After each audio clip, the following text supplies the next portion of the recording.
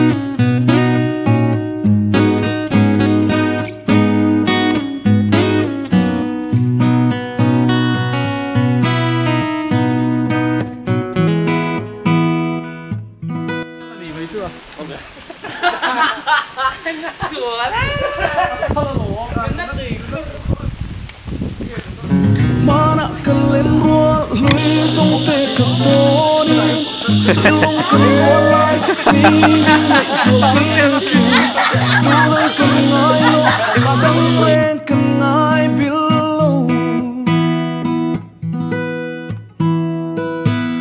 Tu nak truan mual andang zo ta sia Zai kan vor le ni om te yan karing lo Ki song kan ngai trin lên rua sông tên nè lima Sai cần vô lại ni Qua rây chẳng mà xe Cả nghil thi ngái lo Giảm rên tin lại ru cả Sai cần vô lại ni Qua rây chẳng